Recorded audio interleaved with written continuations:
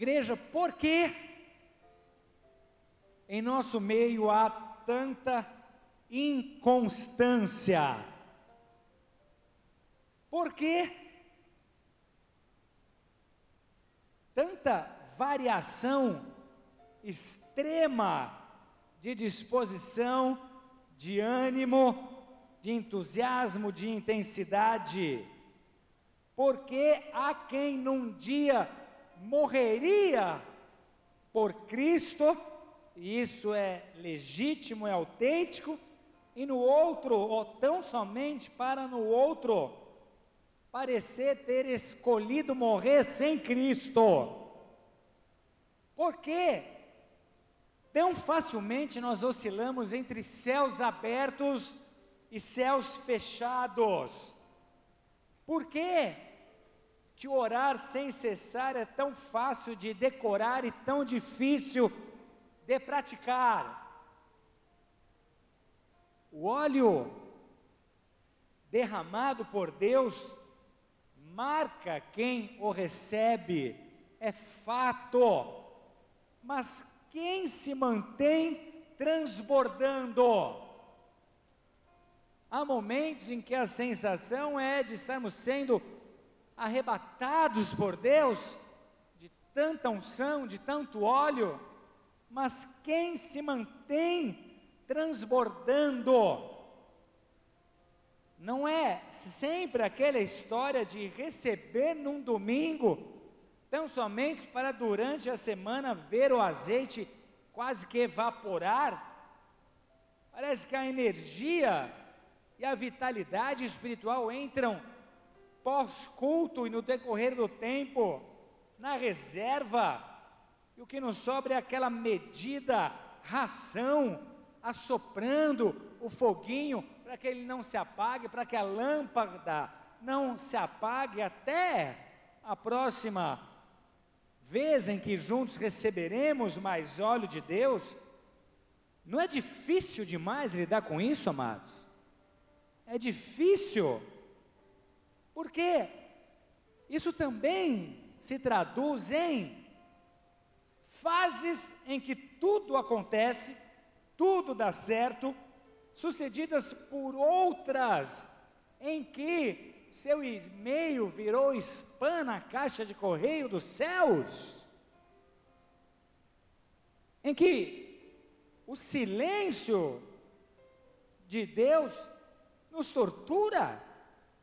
Num dia eu sinto Deus quase que de forma palpável, no outro não me sobram nem as migalhas que caem da mesa.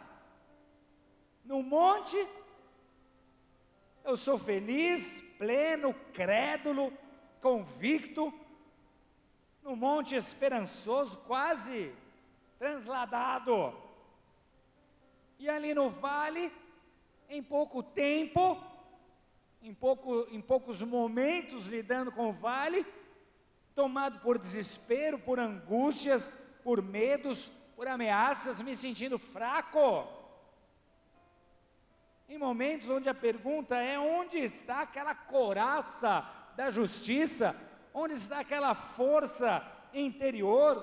Onde está aquela quase explosão dentro do meu peito que eu estava sentindo ali? Onde está Deus? Num dia eu estou seguro, a direção de Deus é clara, não há dúvidas em relação ao meu caminhar, os meus passos são guiados por Deus, Ele fala. Em outros, parece que nem os profetas se entendem, cada um traz uma revelação oposta diretamente à revelação de outro. É o tipo de momento em nossas vidas que nós começamos a pedir oração para os outros. Orem por mim. E por quê? Porque na maioria das vezes nós acreditamos que nossas orações não estão sendo respondidas, e já que as minhas orações não estão sendo respondidas, deixa eu pedir para alguém, talvez a dele funcione, talvez a voz dele Deus escute, talvez a oração dele seja respondida, talvez a oração dele provoque uma resposta, uma reação de Deus. Por vezes cremos que Deus não responde em nossas orações e por vezes temos certeza de que há ruídos em nossa conexão com os céus, certeza, sabemos, os céus se fecharam, os céus estão fechados, é fato. Claro, há estações, quando é inverno não adianta espernear, não vai fazer calor, inverno é inverno, amém? Mas, e quando esse tipo de coisa acontece, numa estação que não deveria acontecer, e quando o fruto não é condizente com aquela estação, você tendo que usar jaqueta, num verão danado, onde todos estão usando regata. Abra sua Bíblia comigo, Deuteronômio 11,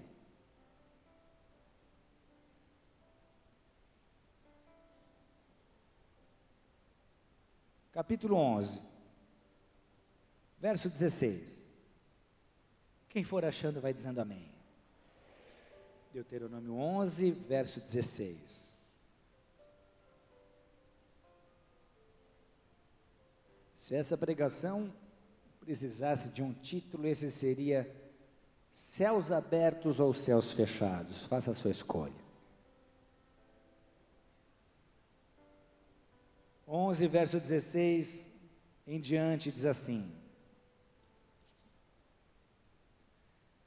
guardai-vos, não suceda que o vosso coração se engane e vos desvieis e sirvais a outros deuses e vos prostreis perante eles, que a ira do Senhor se acenda contra vós outros e feche ele os céus. Declara comigo: feche ele os céus, e não haja chuva, e a terra não dê a sua semente, e cedo sejais eliminados da boa terra que o Senhor vos dá.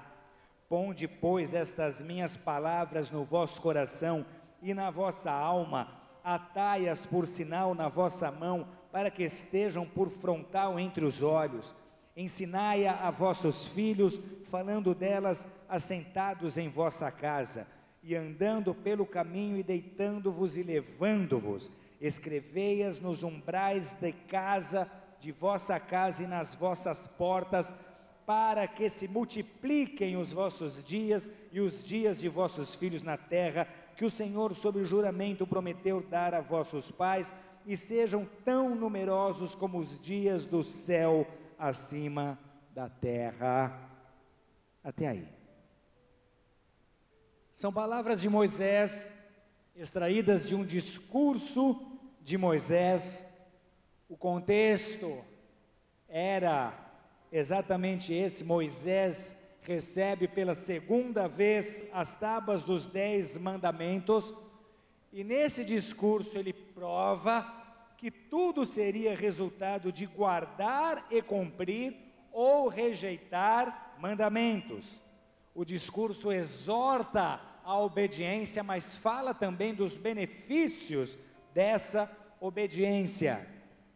O que esse trecho do texto nos afirma é que a chuva que traz as bênçãos e a multiplicação, a água da revelação, a novidade da terra, o parecer para nós que a terra que o Senhor nos deu é boa, dependem de céus abertos sobre as nossas vidas. Deuteronômio 10:14, um capítulo antes, diz assim: eis que os céus e os céus dos céus são do Senhor teu Deus, a terra e tudo o que nela é. Os céus são de Deus, os céus dos céus são de Deus, a terra é de Deus, o dar e o reter estão nas mãos de Deus, e tudo depende de Deus abrir ou fechar os céus sobre as nossas vidas, sobre as nossas famílias, sobre os nossos ministérios. Há aqui trechos importantes que antecedem que fundamentam esta mensagem. O primeiro deles está nesse capítulo 11, verso 10 e 11, dizem assim, o que Deus está dizendo: a terra que vocês passam a possuir não é como a terra do Egito, de onde saístes, em que semeáveis a vossa semente, e com o pé a regáveis como a uma horta.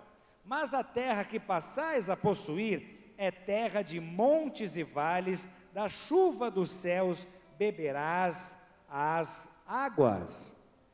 Eles estavam sinalizando a sua realidade ao pisarem a terra prometida. Moisés está dizendo: no Egito, o processo era bem diferente desse que nós experimentaremos agora. No Egito, nós víamos frutificação com base numa irrigação artificial. No Egito, uma terra desértica, não havia muita chuva e a irrigação ocorria pelo esforço humano. Os escravos, e entenda nesse caso, os israelitas, eles mesmos precisavam ir até o Nilo, extrair dali a água, levar até as plantações, semear, molhar a semente com a planta e com seus próprios pés selar ali aquela semeadura. O processo era penoso, o esforço humano trazia colheita, a água trazida pelo homem produzia fruto. E esse semear no Egito tipifica para nós a religiosidade, o esforço humano em tentar produzir frutos, o esforço humano e a dependência do esforço humano em se semear, em se regar, para que algo possa acontecer. Semear no Egito, regar e irrigar no Egito, é para nós hoje aqui o esforço e a tentativa do homem, na força do seu próprio braço, de produzir algo para Deus, de ver algo em relação às coisas de Deus acontecendo, em chamar a atenção de Deus. Com Israel e em Israel seria diferente. Moisés está avisando aqui. Em Israel, isso é muito interessante. Israel é um país muito pequeno, mas dentro desse mesmo país, dessa mesma área geográfica, você tem áreas cultiváveis e áreas não cultiváveis. Você tem área em que o volume de chuva anual permite cultivo, em áreas em que nada que seja plantado ali dê fruto. Há, para o sul de Israel, uma área absurda e completamente desértica.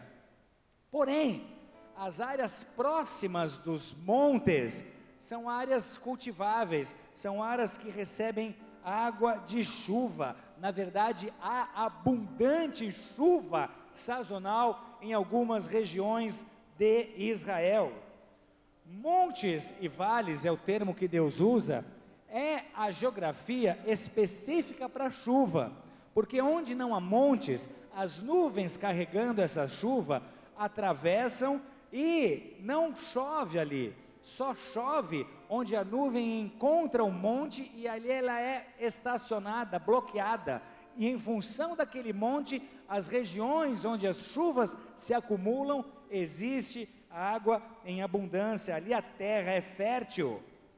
No tempo de Cristo e no tempo de Moisés, a geografia era a mesma. Então, ao redor dos montes de Jerusalém, do Carmelo, do Tabor, do Líbano, havia abundância de chuva. Isso fazia com que eruditos naqueles dias fizessem alguns registros até poéticos do que era o prazer de ter saído de uma terra desértica e estar numa que manava leite e mel, que não havia necessidade de esforço, que a própria chuva do céu trazia o alimento e gerava fruto. Há um autor judeu não identificado, mas um livro interessante de história, diz assim: enquanto dormes em teu leito, o santo e bendito seja o seu nome, e irriga tanto as terras altas quanto as terras baixas. Essa seria a realidade a ser provada por aquele povo, e o pessoal sabia disso. Eles viviam de agricultura, eles entendiam os tempos, as estações, a necessidade de chuva. Havia, na verdade, 2 períodos de chuvas consideráveis. Durante o outono, era tempo de chuva chamada temporã. Repete comigo, temporã. Chuva temporã era uma chuva de semeadura. Ela rompia com aquele calor do verão e ela preparava a terra que seria semeada. Um outro período de chuva durante a primavera era a chuva serôdia que vinha, e essa correspondia a uma chuva de colheita. Enquanto uma preparava para a semeadura, a outra preparava para a colheita. Se uma dessas 2 chuvas falhassem em Israel, o povo entrava em desespero, porque a sua provisão diária dependia do sucesso dessas chuvas para que houvesse colheita. Se não houvesse chuva, se falhasse a temporã, falhava a semeadura. Se falhasse a serôdia, falhava a colheita. O povo dependia exclusivamente da chuva. Isso é muito interessante, porque na verdade Deus os abençoou, Deus proveu todos os recursos necessários, a geografia correta, a atmosfera correta, o ecossistema correto, para que houvesse semeadura e colheita. Porém, eles ainda continuam dependendo de Deus. Eles podiam plantar, eles podiam trabalhar, mas se Deus não abençoasse, se Deus não mandasse chuva, não tinha colheita. Eles tinham tudo a seu favor, mas ainda assim eles estão nas mãos de Deus. Se Deus não abençoa, se não chove, não há colheita. Deus dá toda a condição. Vai ser diferente do que foi no Egito. Você não vai depender do seu esforço humano. Vai ser diferente do que foi a sua vida lá atrás. Você não vai depender do seu esforço para ver as coisas acontecendo, para ver as bênçãos te alcançando, para me encontrar, para receber de mim, para crescer espiritualmente. Você não depende mais do seu esforço, você depende agora dessas chuvas. Será diferente do Egito. A sua terra é fértil, a sua terra é cultivável, as condições são minhas, e o que Deus diz é: eu estou me envolvendo pessoalmente. É a minha palavra avalizando esta promessa.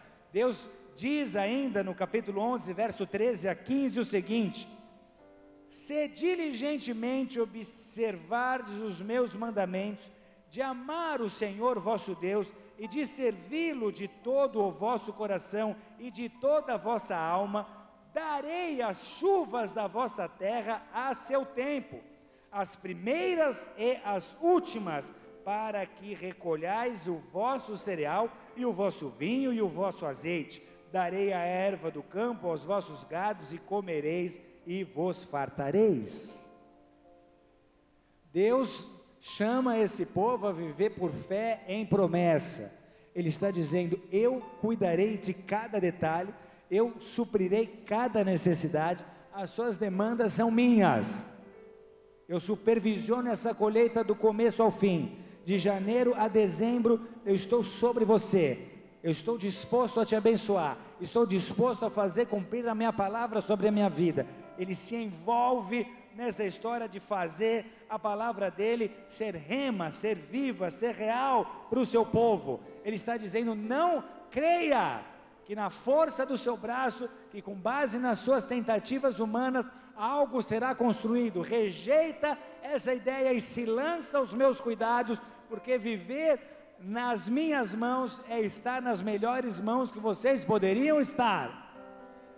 Eu me comprometo a abençoá-los, eu me comprometo a cuidar de cada passo dado. Se vai aplaudir, aplaude direito, que é para ele.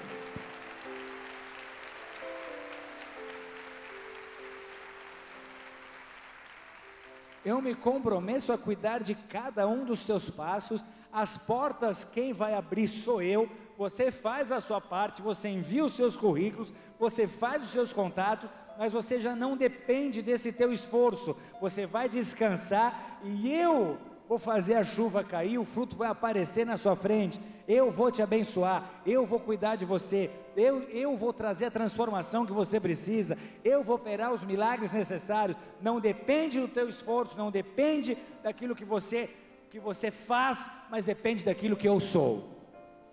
Eu escolhi te abençoar, eu te escolhi, você é meu povo, eu tenho o teu nome escrito nas minhas mãos, a tua história eu estou escrevendo agora, a caneta está nas minhas mãos desde o dia que você resolveu se entregar. A tua vida será alvo do meu amor. Aquilo que para você e que para a tua força parece ser impossível, tão somente porque você creu e descansou, para mim será só mais uma das vezes em que eu surpreendo meu povo de forma sobrenatural. Para mim será só mais um milagre a ser contado em alguma pregação, em algum testemunho. Diga para o seu vizinho, oi. Comenta com ele, diga, se dependesse de Deus, os céus estariam abertos sempre. Nunca faltaria chuva. Deus escolheu os céus abertos sobre nós. Pode parar de repetir. Deus escolheu que os seus filhos, que o seu povo vivessem constantemente sobre céus abertos. Deus escolheu que não faltasse chuva. Deus escolheu fazer chover para que tudo que você plante possa dar fruto, possa ser colhido. Se dependesse dele, os céus nunca se fechariam, nunca haveria falta. Se dependesse de Deus, nós nunca nos sentiríamos distantes dele. Se dependesse tão somente dele, nós nunca perderíamos o primeiro amor. Se dependesse tão somente de Deus, os céus nunca se fechariam. Quando Jesus na cruz rasga o véu que separava o santo do santíssimo lugar, nós ganhamos acesso irrestrito. E se dependesse de Deus, você morava no santíssimo lugar. O que acontece é que o caminho está aberto, não há mais necessidade de sacrifícios, de rituais, de sacerdotes ou de sumos sacerdotes cumprindo todas aquelas regras para uma experiência com Deus. A sala do trono está à sua disposição. Se dependesse de Deus, vocês estariam juntos o dia inteiro. Se dependesse de Deus, Ele moraria em você com um percentual dele muito maior na tua vida do que tem sido, muito mais dele do que de você. Se dependesse de Deus, você estaria cheio do Espírito Santo 24 horas por dia. Se dependesse de Deus, você sentiria o que você sente em reuniões e em congressos e em momentos de poderosas manifestações do reino, todos os dias da sua vida, em todos os lugares em que vocês estivessem. Se dependesse de Deus, nós não precisaríamos estar em momentos como esse para escutarmos a sua voz, para sentirmos o seu poder. Se dependêssemos de Deus, ou se dependesse de Deus, o que você vive aqui, o que você recebe em momentos poderosos de revelação, seria a tua verdade, a tua realidade, o teu estilo de vida. Se dependesse de Deus, os sinais que nós vemos acontecendo aqui, aconteceriam todos os dias, no emprego, na casa, na família, na faculdade de cada um de vocês.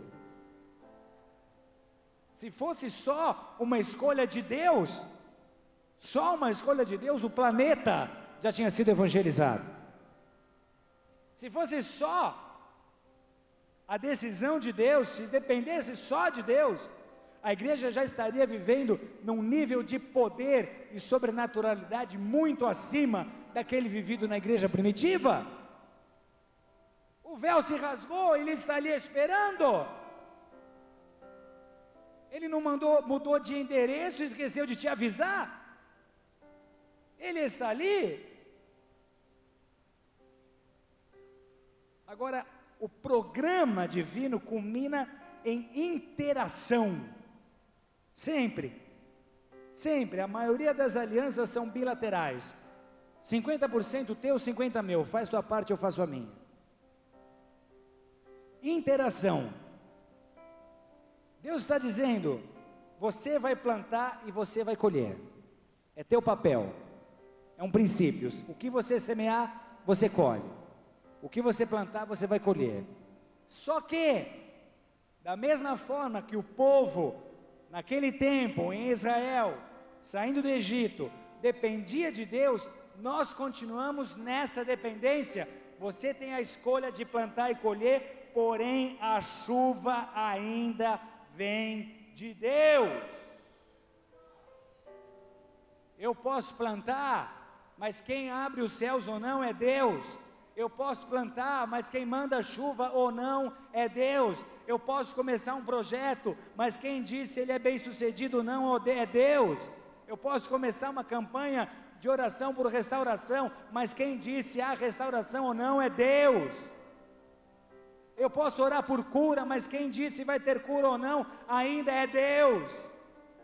Nós podemos plantar e colher, mas quem dá chuva e abre os céus ainda é Deus.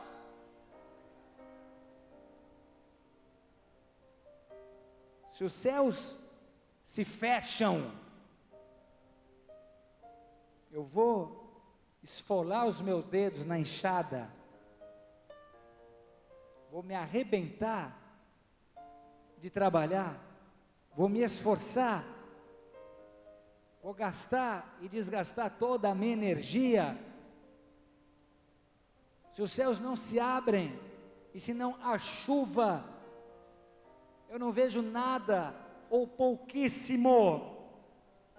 Agora, se os céus se abrem, e se há chuva, igreja, onde a semente cai, ela vai produzindo, onde a semente cai, ela vai produzindo, a terra é fértil, aquilo que você nem plantou, você vai colhendo. Um passarinho trouxe uma semente, que trouxe outra e trouxe outra, a terra é fértil, ali chove, tudo que planta acontece independente de você. Eu conheci alguns desertos, o mais seco de todos foi no Peru, a parte sul do Peru, perto dos Andes. Eu andei quilômetros e quilômetros e quilômetros e quilômetros de carro, sem conseguir ver verde. Isso aconteceu no Emirado Árabe, isso aconteceu no Egito, em algumas viagens que Deus me permitiu fazer. Você anda quilômetros, quilômetros, quilômetros, quilômetros, quilômetros e não consegue ver nada verde. Na verdade, no Peru, o que mais me animou foi ver uma placa vermelha, porque eu estava morrendo de sede e a placa vermelha dizia: beba Coca-Cola, no meio do deserto. Sabem fazer propaganda, né? No meio do deserto, nada de verde, é desesperador. Agora, se você chega numa reunião, numa região onde chove, como o nosso litoral, como a Mata Atlântica, a gente tem um quintalzinho, que toda vez que eu vou tem alguma coisa nova acontecendo. É uma bromélia que nasceu, é uma orquídea, é uma planta que nasce do nada e você não sabe nem o nome dela, porque ela ainda não deu fruto, ela nasce independente de você não faz força para isso. A terra é fértil, tem chuva, o tempo inteiro ela está produzindo, não depender do teu esforço, você não plantou nada, as coisas estão acontecendo, porque tem chuva, porque os céus estão abertos. Céu fechado é difícil demais,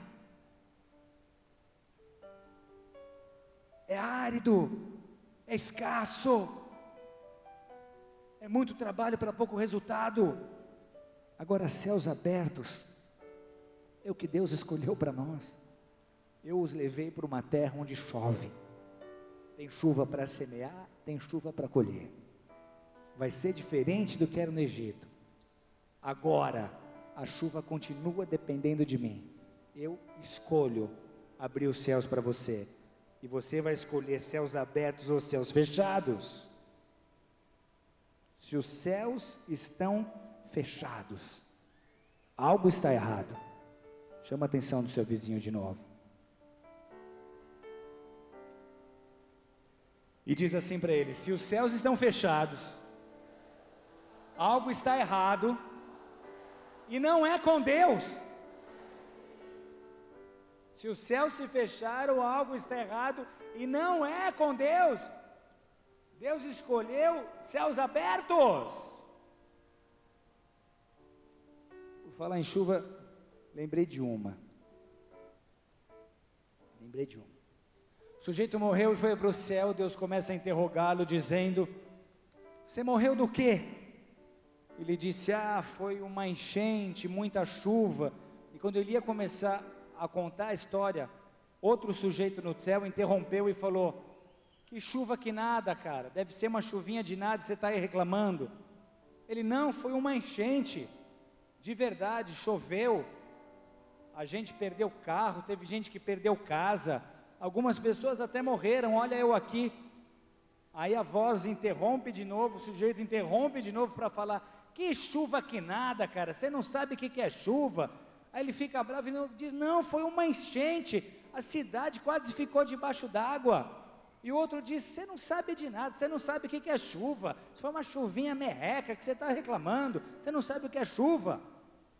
Aí quando o outro vai responder já nervoso, não era chuva assim, Deus interrompe e diz: deixa ele contar a história dele inteira, Noé. Bonitinha, né? Por que céus se fecham, amados? Por que nós, com as nossas escolhas, garantimos sobre as nossas vidas céus fechados?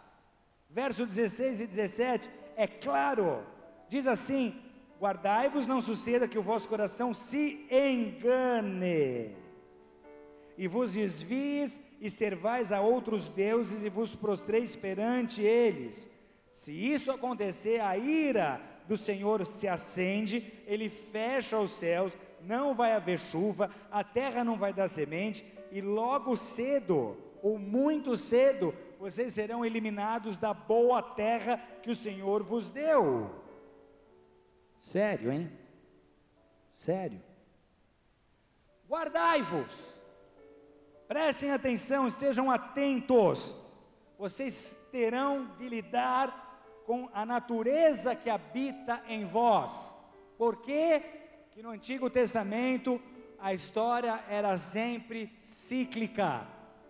Eram abençoados, essa bênção subia ao coração desses homens, eles serviam a falsos deuses, aí os céus se fechavam, eles se quebrantavam, se arrependiam, se acertavam com Deus, os céus se abriam, havia bênçãos, e essa bênção subia para o seu coração de novo, cíclico. Por quê?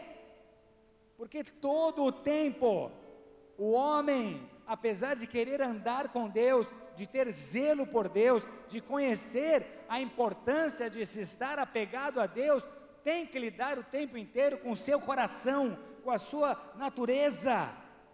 Deus está dizendo: guardai-vos, estejam atentos, o seu coração é enganoso, em vós habita uma natureza carnal, vocês estão cheios de carnalidade, de uma sede terrível, monstruosa, faminta, de satisfação e de autogratificação pessoal por meio do pecado. Vai ser difícil, as chuvas são minhas, a obediência garante os céus abertos, mas se vocês querem ver constantes chuvas, bênçãos, semeadura e colheita, garantam os céus abertos, obedeçam a palavra, mas não creiam que vai ser tão simples assim. O vosso coração vai tentar enganá-los, prestem muita atenção. Cuidado com a idolatria, cuidado, porque se algo subir ao teu coração mais do que a Deus, por mais sutil que isso possa parecer, os céus vão se fechar. Cuidado, porque essa natureza tem que ser crucificada todos os dias, a todo tempo ela vai procurar um espaço dado por você para se levantar do túmulo. A todo tempo você vai ter que lidar com aquela pessoa que você crucificou quando desceu as águas no batismo. Ela não morreu definitivamente. Ela procura a todo tempo chances que você venha a dar a ela para que ela cresça de novo dentro de você. É uma natureza mortificada, mas ela é real, ela está presente. Guarda o seu coração, preste atenção. Você sabe do que eu estou dizendo? Você se pega depois de anos e anos e anos, pensando como você pensava antes de Cristo, agindo como você agia naqueles dias, falando coisas que você falava naquela época. Opa! Mas essa natureza já não foi crucificada? Como é que isso ainda está dentro de mim? É uma natureza paciente.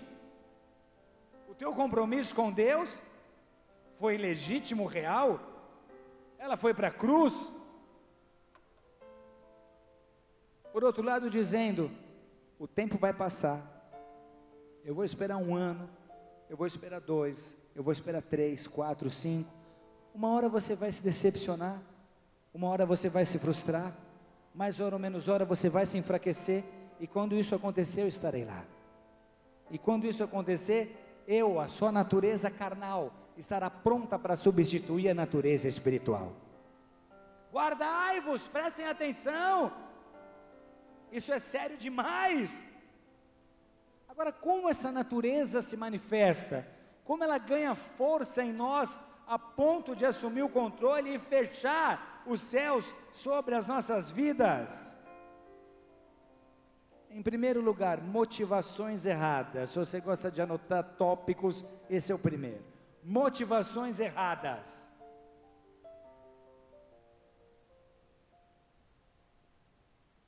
Tiago 4,3 diz: pedis e não recebeis, porque pedis mal. Esse pedis mal no original é pedis por motivos errados. Pedis e não recebeis, porque os seus motivos são errados.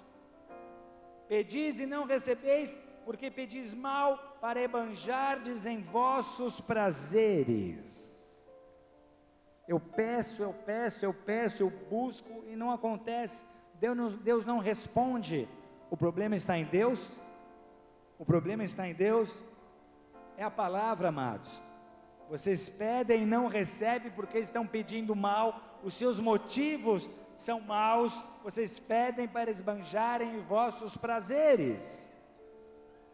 João 14,13 explica isso melhor, pois diz assim: e farei tudo quanto pedirdes em meu nome, e isso farei a fim de que o Pai seja glorificado no Filho.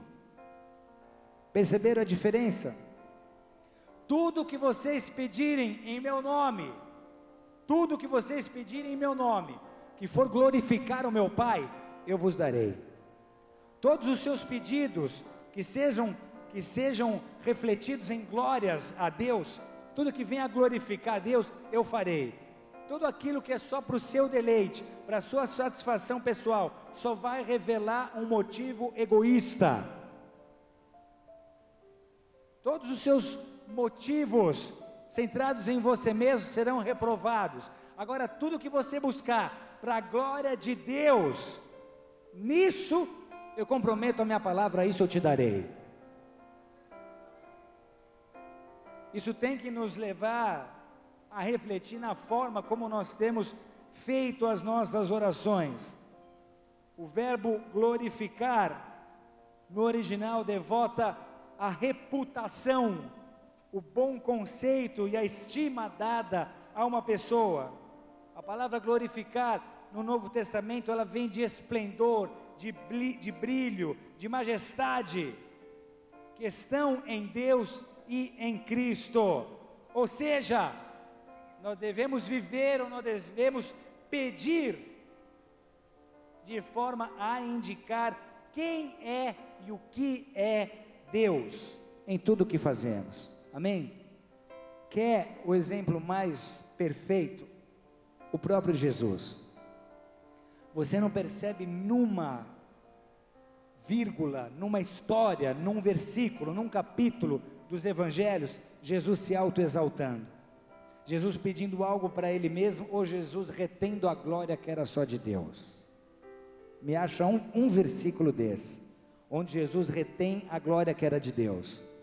A todo o tempo, Ele deixa claro que o que Ele falava, Ele escutava de Deus, que o que Ele fazia era em obediência a Deus. A todo o tempo a glória batia nele e subia para o céu, batia nele e subia para o céu. Sabe quando você começa a ter um problema? Quando Deus começa a te levantar, a glória começa a bater e ficar em você. Ela bate, você abraça, ela bate, você abraça, ela bate, você abraça. Se isso não glorificar a Deus, os céus vão fechar sobre as suas vidas. Se isso não é para a glória de Deus, o céu se fecha sobre a sua vida. As coisas param de acontecer. Se nós orarmos por avivamento, só para vermos as nossas igrejas cheias, para que isso seja um motivo de orgulho para nós, nós estamos perdidos, nós estamos em desalinhamento com pedidos que glorifiquem a Deus. Os nossos pedidos, quando similares ao de crianças mimadas, porque querem, porque meu amiguinho tem, não glorificam a Deus. Motivos errados. Toda vez que você se prostrar para fazer uma oração, agora tenha certeza, a resposta dessa oração vai glorificar Deus? Se Deus me responder essa oração, o nome dele vai ser glorificado? Se Ele me der a promoção que eu estou pedindo, isso vai ser para a glória dele, para os homens todos saberem que é Deus que está fazendo. Se Deus me der a família que eu tanto peço a Ele, isso vai ser para a glória dele, isso vai ser para me transformar em alguém mais espiritual, mais forte, mais enraizado em Cristo, mais disposto a servir, ou esse casamento vai ser uma pedra de tropeço na minha vida? Tudo que eu pedi a Deus, eu tenho que ter certeza que está glorificando a Ele. Amém, igreja? Tudo que eu pedi a Deus, eu tenho que ter certeza que vai ser para que a minha vida dê mais glórias a Ele, glorifique ainda mais a Deus. Primeiro ponto, motivos errados. Como essa natureza se manifesta? Tópico 2, pecados ocultos. Diz o texto: certamente a mão do Senhor não está encolhida para que não possa salvar, as vossas iniquidades fazem separação entre vós e o vosso Deus. Vou ler de novo: certamente a mão do Senhor não está encolhida para que não possa salvar. O problema não está em Deus, mas as vossas iniquidades fazem separação entre vós e o vosso Deus, e os vossos pecados encobrem o seu rosto de vós, para que não os ouça. O que a gente acabou de ler aqui? Que pecado oculto faz com que Deus cubra o seu rosto de mim, para que não me ouça. Isaías 59, verso 1 e 2. Pecados ocultos fecham os céus sobre nós. Pecados ocultos são pecados não confessados. Vem comigo na análise. Pega do dia em que você se sentiu mais cheio do poder, mais cheio do Espírito Santo, mais certo da tua chamada, mais próximo do altar. Pega do teu pior momento depois desse e analisa a história. Do nada, de repente você esfriou, de repente você perdeu a fé, de repente o amor se foi, de repente você sabe tão bem quanto eu que não, você consegue identificar melhor do que ninguém, porque o Espírito Santo a todo tempo te mostra os seus erros, onde foram abertas as portas para esse mal, para essa apostasia, para essa frieza. Você sabe melhor do que eu o ponto em que você caiu, você sabe melhor do que ninguém a partir de quando o teu coração começou a endurecer, a partir de quando a tua fé começou a diminuir, a partir de quando você começou a se esfriar, melhor do que eu, melhor do que ninguém. Não é obra do acaso. Se dependesse de Deus, os céus estariam abertos até agora. Por que os céus fecharam? Por que jogar sujeira para debaixo do tapete, achando que o tempo traz perdão de Deus, é o pior erro que um cristão pode cometer. Com o tempo, a tua consciência é aliviada, você consegue lidar melhor com aquela pressão da culpa, depois de algum tempo, do que logo depois do pecado cometido. Mas com o pecado escondido, os céus estão fechados. Se você não tratar com o pecado da forma que ele tem que ser tratada, você vai viver debaixo de céus fechados. Tem tudo para plantar, tem tudo para colher, mas não está chovendo. Não está chovendo. Você consegue entender isso racionalmente? É claro, a equação bate, mas onde está dentro de você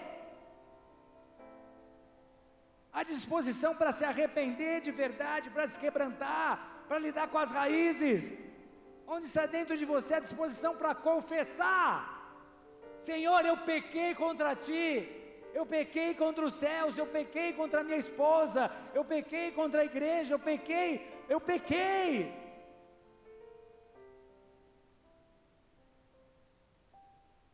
Não há arrependimento genuíno sem confissão.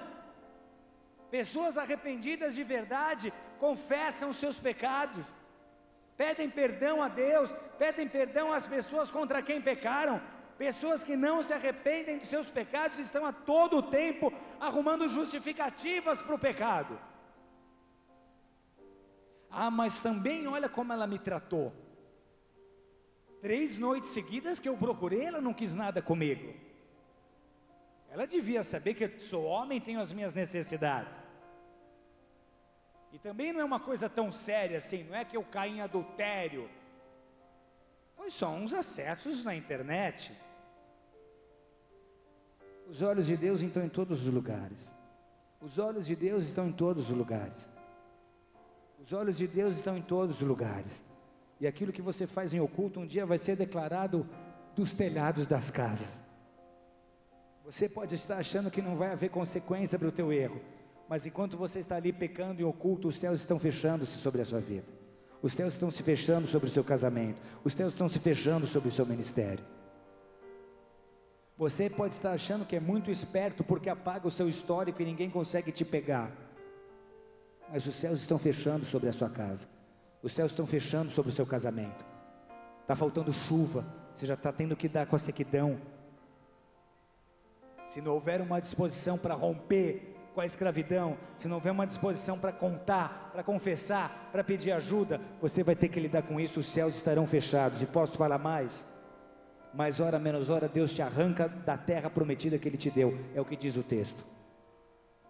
Ele usa a situação que for para te arrancar da posição de honra que Ele mesmo te colocou.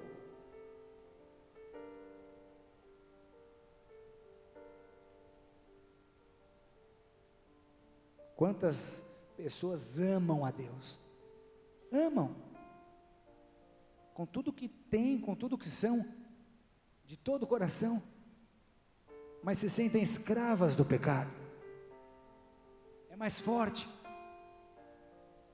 Pastor, se eu soubesse como eu tento, como eu me esforço, mas quando eu vejo já aconteceu, é mais forte do que eu. É uma natureza monstruosa que está em mim. Eu não me reconheço. Eu começo a desejar coisas que eu sei que vão contra a palavra. Eu começo a cobiçar coisas que eu sei que não devia cobiçar. Eu começo a agir de forma que eu sei que eu não devia agir. É horrível. Como me machuca, como me dói.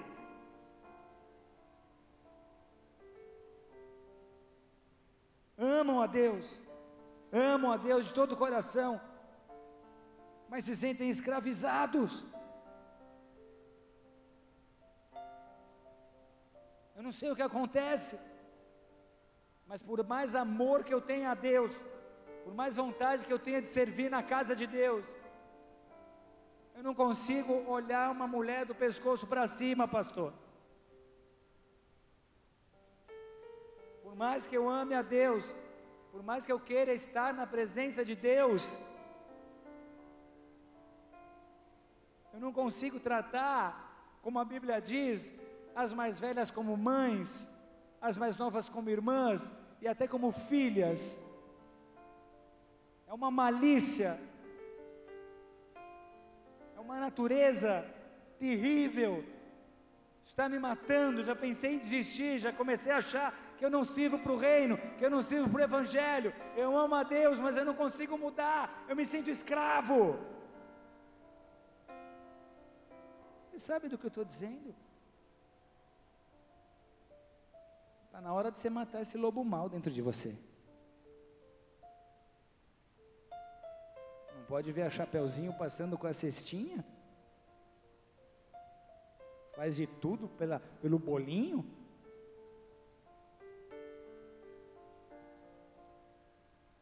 Um dos maiores terrores que as novas gerações estão enfrentando é exatamente isso, a exposição de tudo que é sexual. Isso está vindo goela abaixo das nossas gerações. E se nós não estivermos blindados contra isso, que tipo de ensino nós vamos trazer para os nossos filhos, para as nossas crianças e para os próximos? Quantas pessoas servindo a Deus, simplesmente não conseguindo se livrar.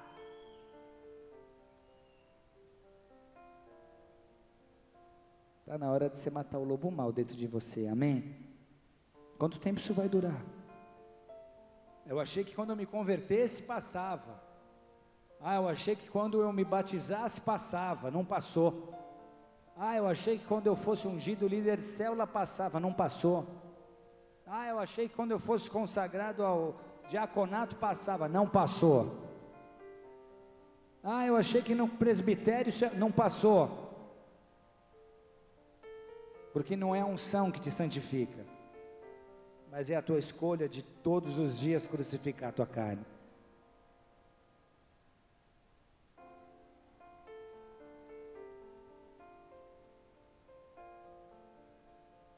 A Bíblia ainda fala de ídolos.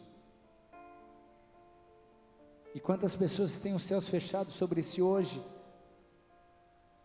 Porque estão idolatrando a si mesmos, colocando as suas necessidades acima das necessidades de Deus. Empresas, projetos e carreiras profissionais às vezes viram ídolos. Dinheiro muito facilmente vira ídolo. Eu posso transformar num ídolo minha esposa, meus filhos, minha própria família, dependendo de como eu me relaciono com isso. Se eu declaro que Deus está em primeiro lugar, eu tenho que provar isso todos os dias, amém? Tudo aquilo que compete no teu coração com Deus pode virar um ídolo, e se virar um ídolo, os céus vão se fechar na sua vida e você não vai entender por quê. Mas eu não pequei, eu estou buscando, eu estou posicionado, e os céus fechados? Talvez essa seja a sua resposta. Outra forma dessa natureza se manifestar, falta de perdão. Marcos 11:25 diz: se tendes algo contra alguém, perdoai, para que vosso Pai que estás nos céus vos perdoe as vossas ofensas. Pessoas que retêm perdão vão ter céus fechados sobre a sua vida. Não entendeu porque parou de chover? Não entendeu porque as coisas pararam de acontecer? Então se reavalia, para quem que eu estou retendo perdão, quem que eu não estou conseguindo perdoar, porque se isso não for tratado, os céus vão continuar fechados, vai continuar faltando chuva. Se eu não perdoo, eu não posso receber perdão. E como a falta de perdão tem sido constante no seio da igreja, quantos casamentos acabando por falta de perdão, quantos ministérios destruídos por falta de perdão, quantas pessoas se desviando por falta de perdão, quantas amizades acabando por falta de perdão. Se eu deixo de perdoar, é questão de tempo, os céus se fecham. Mais uma, 1 Pedro 3,7 diz assim: igualmente vós maridos vivei com elas com entendimento, dando honra à mulher como vaso mais frágil, e como sendo elas herdeiras convosco da graça da vida, para que não sejam impedidas as vossas orações. que Pedro disse aqui, igreja? Que as suas orações podem ser impedidas. E por quê? Em função do quê? De você não tratar sua mulher com honra, de você não tratar sua mulher como vaso mais frágil, de você aceitar passivamente os conflitos no seu casamento. Se essa for tua realidade, os céus vão estar fechados sobre a sua vida. Do que vale, que valor há em você ser tão espiritual na casa de Deus, ajudar tantas pessoas no seu ministério, se você não consegue honrar tua esposa, que é a tua ovelha número 1? O primeiro chamado de Deus na vida de um homem é para que ele seja cristão, é para que ele seja parecido com Cristo, é para que ele seja seguidor de Cristo. O segundo chamado na vida do homem é para a sua família, é para o seu lar, é para a sua casa. De que vale você cuidar dos filhos na igreja se você está perdendo seus filhos em casa? De que te vale cuidar do casamento dos outros se o teu casamento está arruinado? E depois não sabe porque os céus se fecham. Trata a esposa que nem mano. Já viu isso? Trata a esposa que nem trata os amigos. Trata a esposa sem nenhum carinho, sem nenhuma ternura, sem nenhuma consideração, sem nenhum afeto. Para os outros é elogio, para os outros é consideração, é respeito, é atenção. Para ela, que é a pessoa que mais precisa de você, é só patada, é só crítica, é a indiferença, é o silêncio, é a cobrança. E não sabe porque os céus fecharam.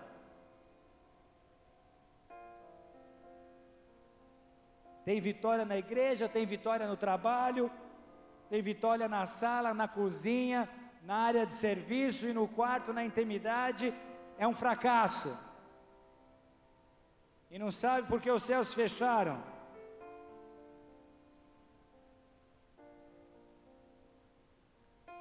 É, pastor, mulher para mim é que nem mosquito, é só no tapa.